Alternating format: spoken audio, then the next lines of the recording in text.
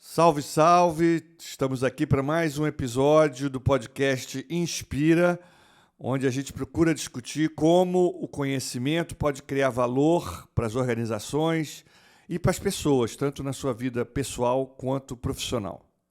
Eu sou César Campos, sou administrador, sou diretor da Inconscious Produções e ex-aluno do professor Marcos Cavalcante. Pois é, eu sou o professor Marcos Cavalcante, coordenador do CRI, o Centro de Referência em Inteligência Estratégica da UFRJ.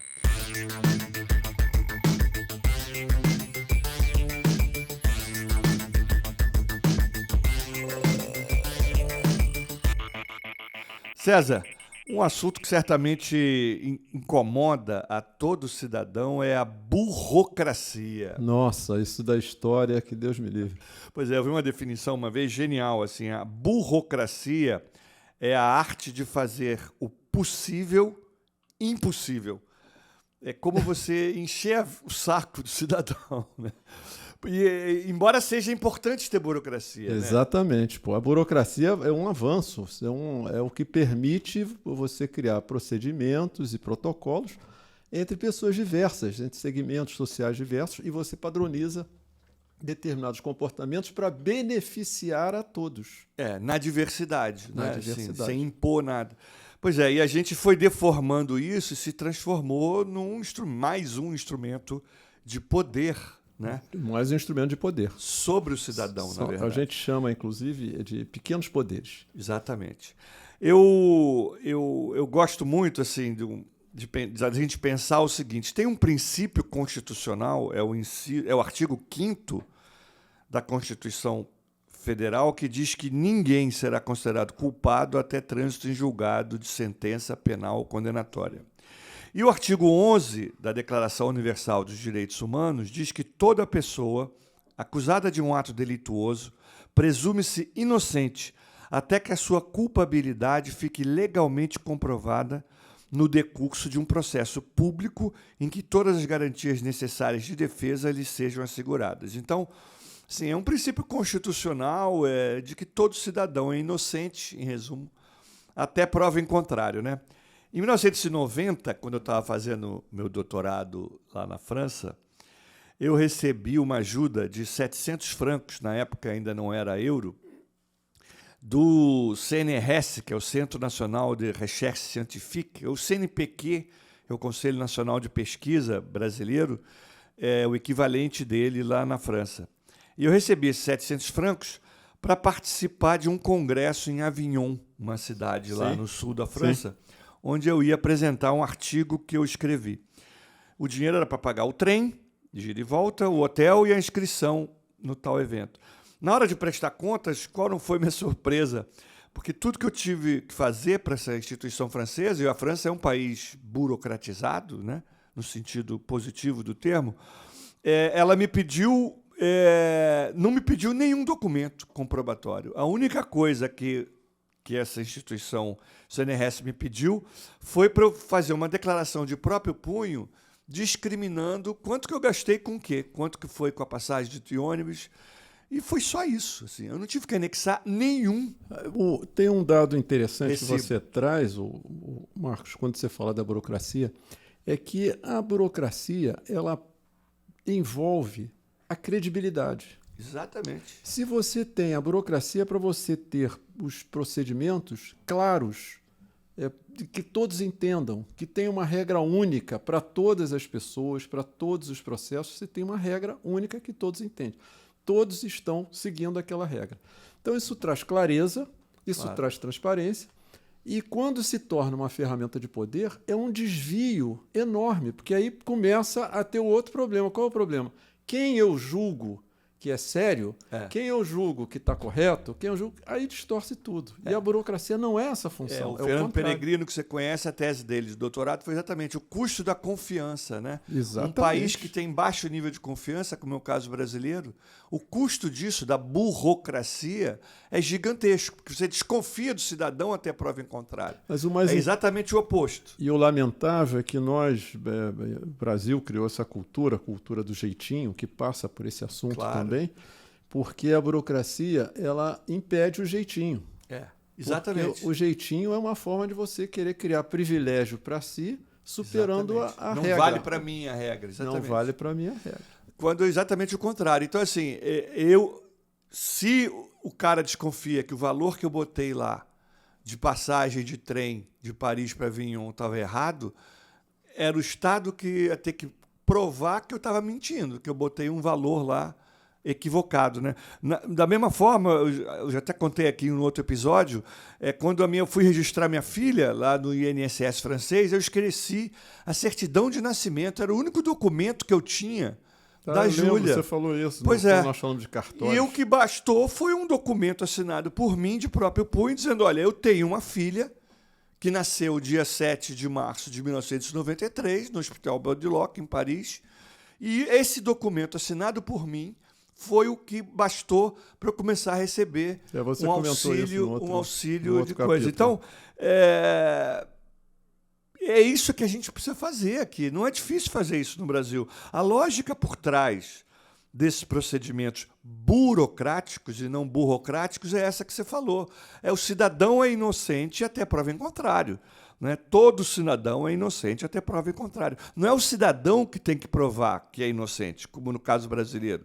É o Estado que tem que provar que eu sou culpado. Se eu disse que gastei 200 francos com uma passagem de trem Paris-Avignon e que eu tenho uma filha chamada Júlia, que nasceu dia 7 de março, acabou. Se o Estado desconfia, é ele que prove que eu estou mentindo, e não o contrário. Atrás disso, a armadilha que tem atrás disso é a impunidade. Porque exatamente isso. Para você mudar o comportamento, você tem que punir. Você tem que punir e levar muito a sério a questão da punição. Porque a impunidade é que reforça. Claro, se a gente parar um minuto para pensar, vamos parar aqui 30 segundos para refletir sobre o que significa a gente criar uma atitude, uma cultura que mude essa coisa. Em vez do cidadão, só inverter essa lógica.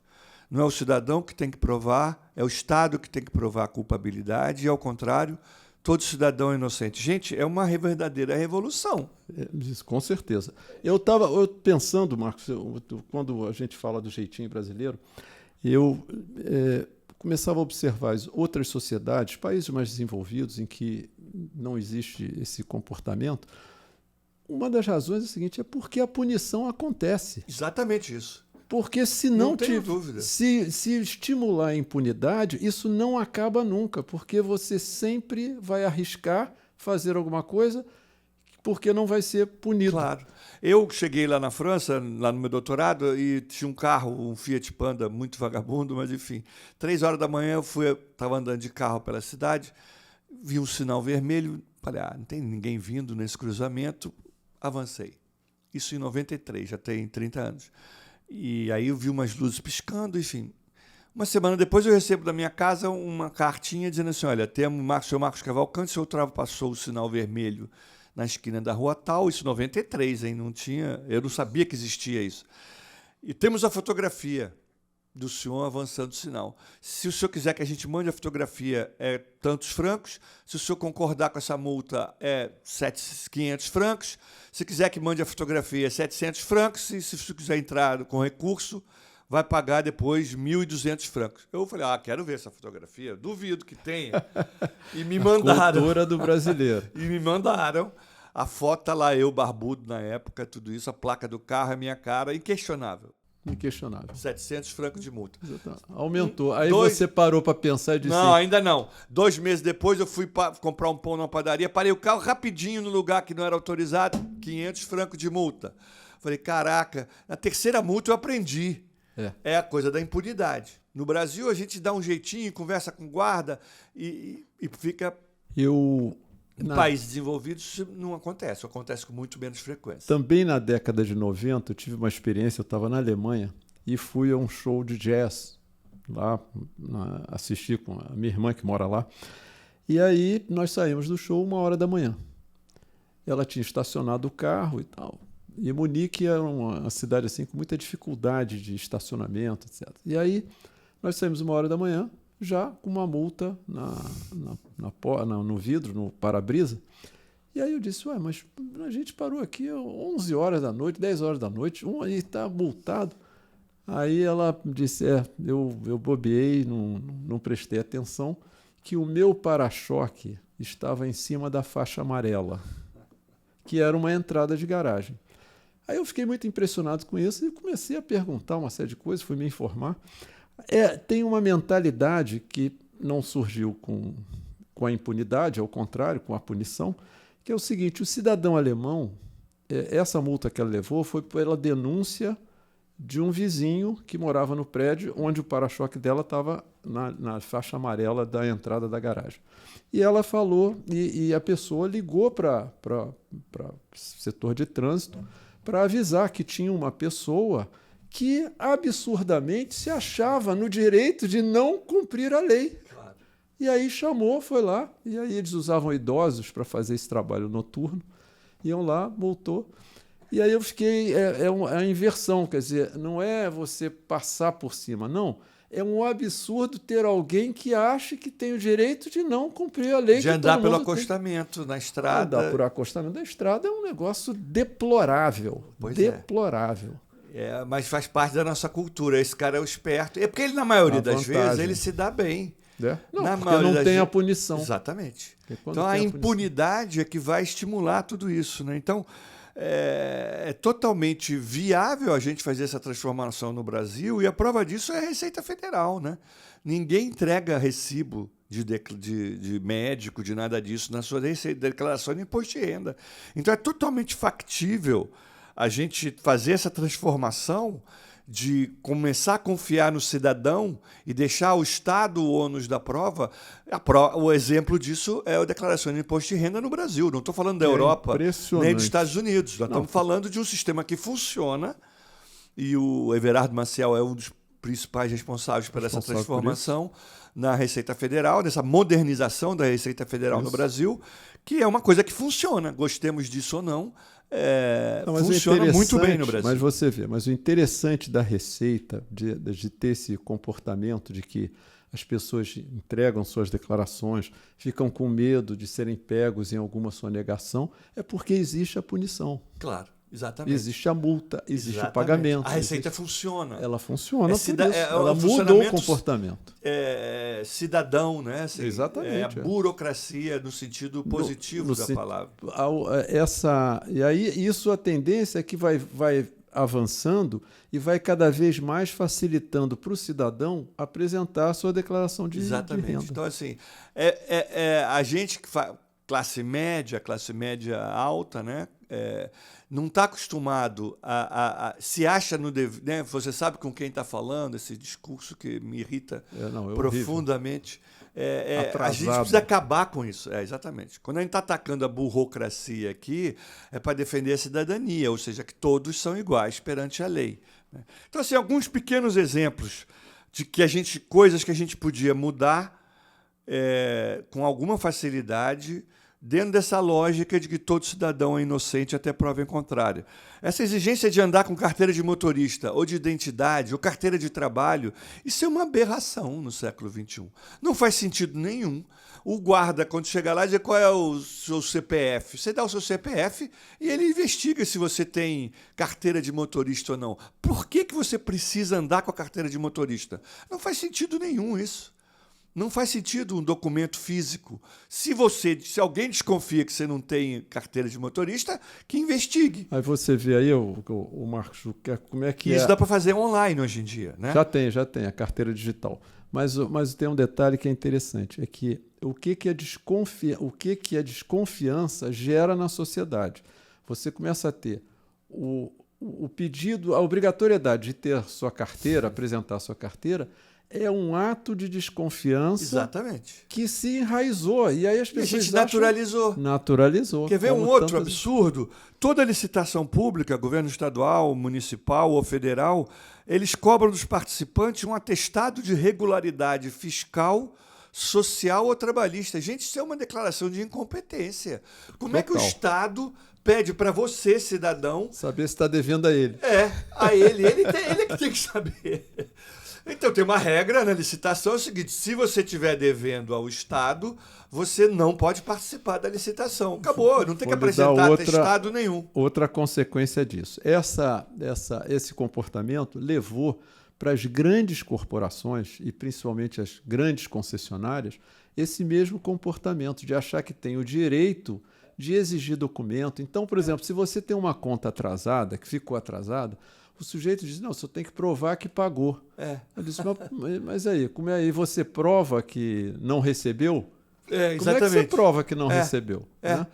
E aí Não, outro dia uma amiga minha estava se mudando, portanto ela fez um contrato de locação novo e a proprietária do apartamento, que estava alugando pela primeira vez, ela estava devendo a Águas do Rio, aí, serviço de água. Sim. R$1.000, uma fortuna. Aí ela foi lá, olha, eu não tenho nada a ver com isso, eu sou a nova inquilina, está aqui o contrato de aluguel. Ela falou, tá bom, o senhor tem algum documento de comprovante de residência? Ela falou assim, como eu posso ter um comprovante de residência? Se eu moro aqui... Se eu estou indo morar... Então, o comprovante de residência é o contrato de locação, está aqui. Eu tá estou vindo morar aqui, Isso. quero mudar a conta para o meu nome a partir de agora. Essa dívida não é minha. Então, é exatamente isso. Assim, se enraizou na sociedade esse conceito que o cidadão é que é suspeito. A desconfiança. Isso tem um custo para a sociedade gigantesco. E nos negócios? Exatamente. E o custo dos negócios? As empresas montam um batalhão de advogados para poder se argumentar e defender, né? Então, assim, esses pequenos exemplos mostram a revolução que seria essa transformação no nosso comportamento, né? Então, a minha pergunta é assim, o que a gente leva na bagagem? Uma das coisas que eu acho que a gente que merece, né, a gente botar na bagagem para as pessoas verem, é as pessoas lerem um pouco mais sobre o que é a burocracia. É verdade. Entrar no Google, simples Google, e perguntar o que é a burocracia. Por que ela existe? Qual é a história dela? Né? E aí entender isso que a gente está falando, que olha, a burocracia é para melhorar, não é para atrapalhar. Não é para atacar o cidadão. Não é para atacar, não é para...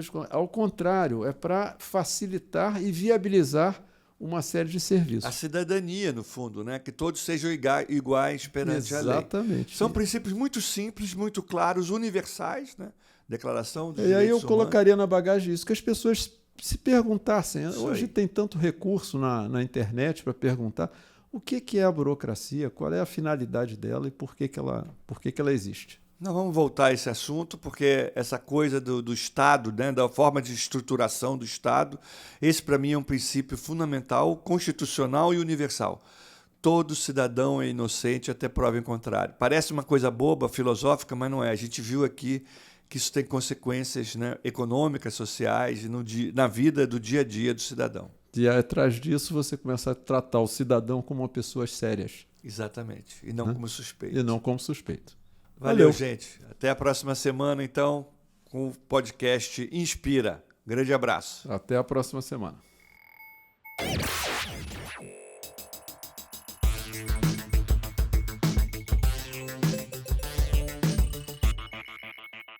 Esse podcast Inspira foi gravado nos estúdios da Inconscious Produções.